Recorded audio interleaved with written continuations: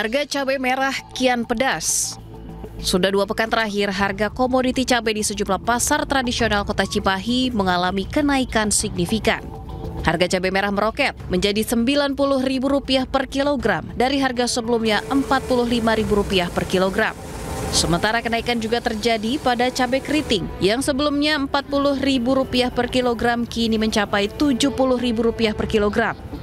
Kenaikan harga ini dikeluhkan oleh penjual dan pembeli, pasalnya membuat daya beli berkurang.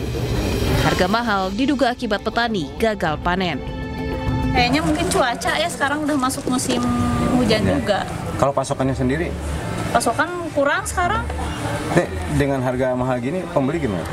Pembeli kurang. Paling yang biasa beli banyak juga dikurangi gitu ya, diatur-atur mungkin buat keperluannya gitu. Harga komoditi cabai di tingkat pedagang pasar tradisional Badak Pandeglang, Banten juga semakin mahal. Cabai rawit orange yang sebelumnya Rp30.000 menjadi Rp50.000 per kilogram.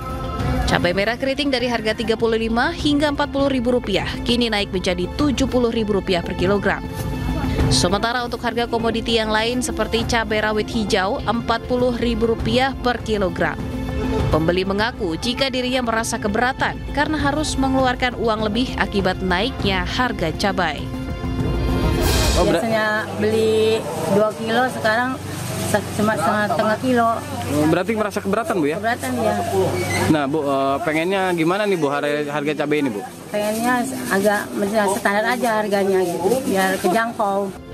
Kini para pedagang dan pembeli berharap harga cabai tak lagi pedas dan bisa kembali normal. Dari Cimahi, Jawa Barat, dan Pandeglang, Banten, Tim Liputan iNews melaporkan. Kenaikan harga cabai juga terjadi di Depok, Jawa Barat. Ya, bahkan cabai merah naik lebih dari 100%. Pemirsa, kenaikan harga cabai sudah terjadi secara merata di seluruh pedagang, diantaranya di Pasar Sukatani, Kota Depok, Jawa Barat.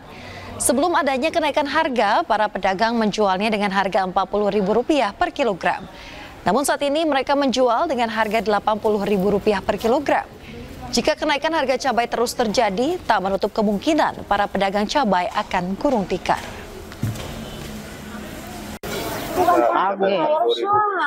Kaget. Biasa ngasnya banyak kan sama karyawan, jadinya berkurang. Jadi memang biasa pedas ya, Bu? Iya, tiap hari aku konsumsi cabai, harus karyawan maunya pakai cabai nomor 1. Sekarang udah Bu responnya? Kayaknya sih maksudnya karyawan bisa nerima lah apa mahal, makanya kita juga kan dibajutin belanjanya, ya mau nggak mau harus cukupin.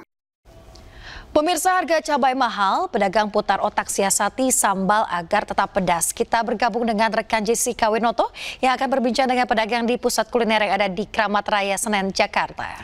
Ya Jessica, gimana nih cara pedagang untuk menyiasati cabai yang mahal ini?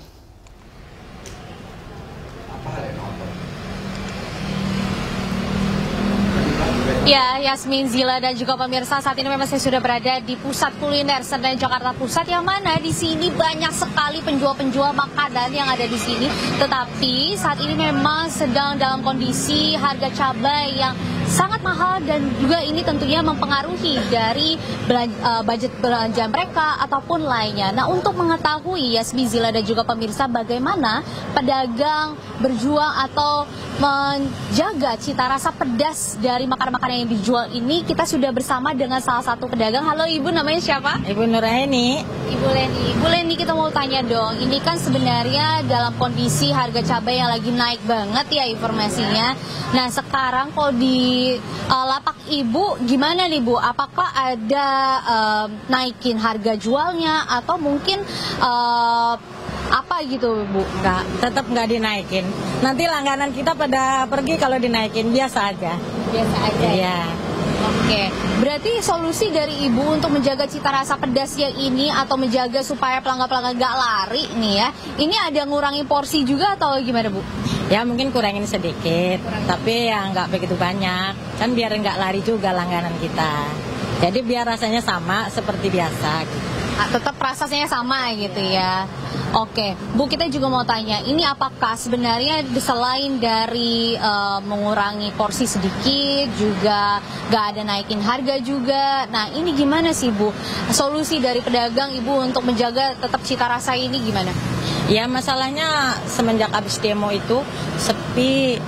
Jadi kita kan seakan-akan takutnya langganan, ntar kan bisa, langganan itu kan bisa, mungkin di sana mah tetap sama gitu.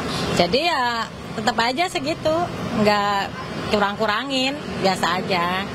Karena keadaan lagi kayak gini sepi. Gitu. Jadi emang semuanya berkurang gitu, pendapatan kurang, segala apa ya kurang. Cuman ya gimana, kalau kita nggak dagang nggak ada kemasukan, ya gitu. Oke, Bu, saya juga pengen bertanya, ini kalau misalkan tadi kan Ibu bilang kalau ini pembeli jadi sepi setelah kejadian yang kemarin, terus juga nggak ada pengurangan porsi, nggak ada naikin harga, dan lain sebagainya. Apakah yang disolusikan itu atau dicari jalan keluar ini budget belanjanya, Bu? Apa gimana, Bu? Ada dikurangin nggak budget belanjanya? Ya, ada sih, sedikit ada yang kurangin gitu. Tapi kalau masalah orang makan porsi mah tetap nggak dikurangi. Oke, aman ya, Bu? Aman, biar kita semua sama-sama enak gitu. Jadinya ya biasa aja gitu. Oke, Bu, ini terakhir, omset biasanya berapa nih, Bu? Sebelum dari yang kejadian kemarin, terus sekarang ditambah lagi harga cabai lagi naik, apakah ada pengurangan omset atau masih stabil nih, Bu? Ya, nurun. Nggak stabil yang waktu ya udah gitu. Serang nurunnya nurun drastis banget, nurun. Drastis banget. Kira-kira berapa persen, Bu? Ya, 20%. 20%. Baik, terima kasih banyak Ibu Leni atas informasinya. Selamat kembali beraktivitas.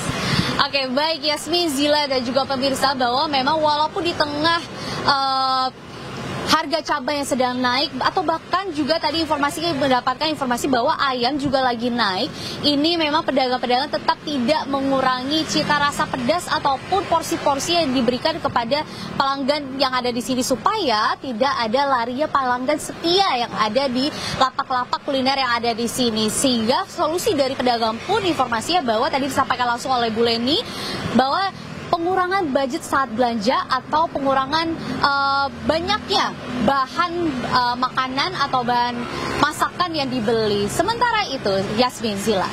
Baik, terima kasih Jessica Winoto atas laporan Anda langsung dari kawasan Senen, Jakarta. Selamat bertugas kembali. Anda kembali di Anyu Sudai, pemirsa. Antrean pembuatan SKCK terjadi di Kabupaten Sika, Nusa Tenggara Timur dan Pangkal Pinang. Para tenaga honorer antri membuat SKCK untuk diangkat sebagai pekerja P3K. Ribuan tenaga honorer terus berdatangan ke Polres Sika, Kabupaten Sika untuk pembuatan surat keterangan catatan kepolisian. Hal ini sering informasi tentang pegawai honorer Pemda Kabupaten Sika yang lolos dalam pengangkatan program P3K. Meski harus datang pagi-pagi untuk mengantri di loket pembuatan SKCK, para pegawai honorer, baik ibu hamil maupun ibu menyusui, tetap antusias demi memenuhi persyaratan administrasi. Lonjakan pemohon SKCK juga terjadi di Polresta Pangkal Pinang. Mayoritas pemohon SKCK saat ini adalah peserta P3K yang baru lulus. Mereka membutuhkan dokumen ini sebagai salah satu syarat pemberkasan. Untuk mengantisipasi penumpukan antrean, pihak kepolisian menambah personil pelayanan dan membuka loket tambahan. Upaya yang kita lakukan untuk melayani masyarakat adalah dengan membuat nomor antrian. Kita membuat nomor antrian sehingga bisa secara bergiliran untuk mengumpulkan berkas. Yang mana ruangan kita juga terbatas. Di dalam ruangan hanya bisa menampung sekitar 20 sampai 25 orang. Sehingga yang lain di luar. Nah, selain itu juga kita menambah jam waktu pelayanan. Yang biasanya sampai sore, ini kita lakukan pelayanan sampai malam hari. Untuk mengurus SKCK, pemohon hanya perlu melampirkan kartu keluarga, KTP, akte kelahiran, BPJS Kesehatan, dan pas foto. Tim Liputan iNews melaporkan. Pemirsa, Polda Metro Jaya menemukan 2 orang hilang dalam unjuk rasa berujung ricuh pada Agustus lalu. 2 orang ditemukan jadi nelayan di Kalimantan Tengah dan jualan mainan di Malang, Jawa Timur.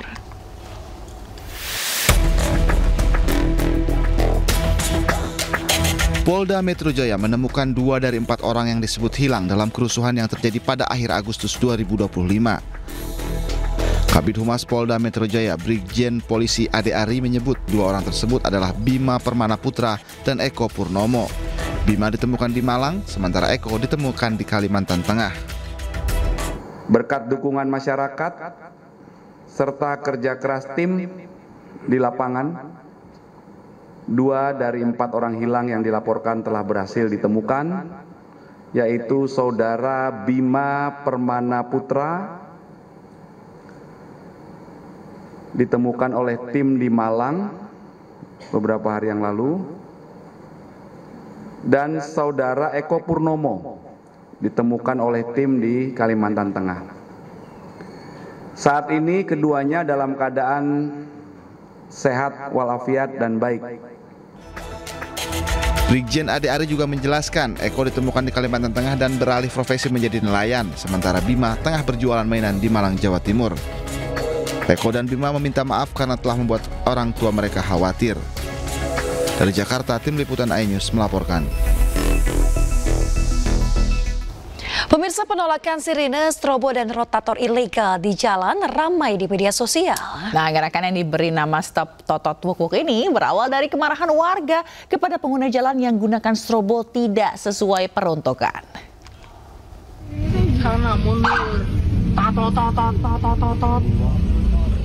Media sosial diramaikan dengan gerakan yang meminta pejabat dan pengguna kendaraan untuk tak menyalakan sirine, strobo, dan rotator ilegal di jalan.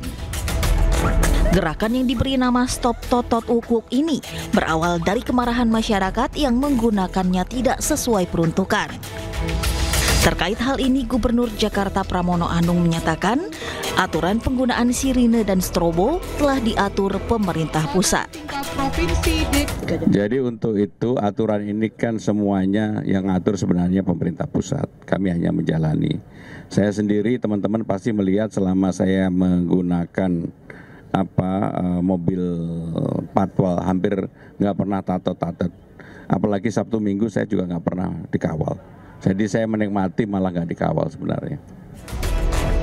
Penggunaan lampu rotator diatur dalam Undang-Undang Nomor 22 Tahun 2009 tentang Lalu Lintas dan Angkutan Jalan atau LLAJ dan hanya boleh digunakan oleh kendaraan tertentu seperti polisi, ambulans, dan pemadam kebakaran.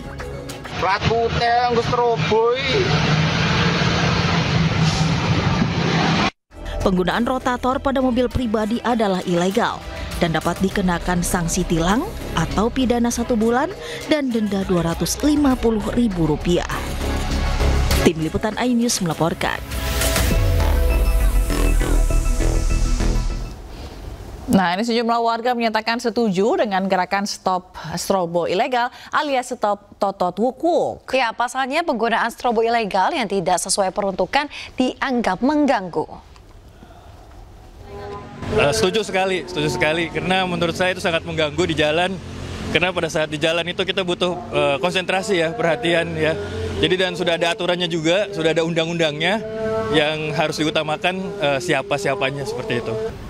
Tentunya saya setuju ya, karena kalau misalkan dilihat dari urgensinya, kadang ketika lagi macet semua juga lagi nggak bisa gerak seperti itu. Sedangkan kalau misalkan strobo ilegal ini kan berarti dia memaksakan diri supaya dia diberikan jalan. Sedangkan kondisi di jalanan lagi macet dan semua orang ingin cepat seperti itu. Jadi harusnya lebih mengutamakan urgensi seperti yang darurat kayak ambulans seperti itu. Ilegal gimana nih Bapak, setuju atau enggak? Ya setuju, diberantas lah. Prinsipnya saya sangat tidak setuju. Karena sipil itu tidak baik lah. Kecuali ambulan ya. Ambulan ya ideal. Terus kalau pejabat juga ya paling ya maksimal RI1, RI2 kan gitu. Iya enggak? Iya. Nah, ini kayaknya banyak yang mendukung ya, Min ya, gerakan Stop Toto Tukuk ini gitu. Kalau tadi kita mendengar pernyataan beberapa warga yang memang ini sangat mengganggu, apalagi mereka yang bukan haknya begitu untuk menggunakan strobo ini gitu kan. Karena memang di aturan juga udah jelas bahwa peruntukannya untuk kepala negara, pemadam kebakaran dan juga ambulans. Gitu. Ini juga sebagai bentuk apa ya, adanya protes masyarakat begitu dengan adanya orang-orang yang ingin diistimewakan di jalan raya yang tidak memang sesuai dengan peruntukannya. Benar, apalagi kalau udah macet disuruh minggir, aduh itu sebel banget ya gitu ya. Kalau mau cepet nyampe ya, harus berangkat lebih awal ya Zila ya. Kita ke informasi lain pemirsa, isu nampan program makan bergizi gratis yang dikabarkan mengandung minyak babi tuai sorotan publik. Asosiasi Pesantren atau Rabitah Mahid Islamiyah NU Jakarta menemukan kandungan tidak halal nampan MBG saat berkunjung ke Cina.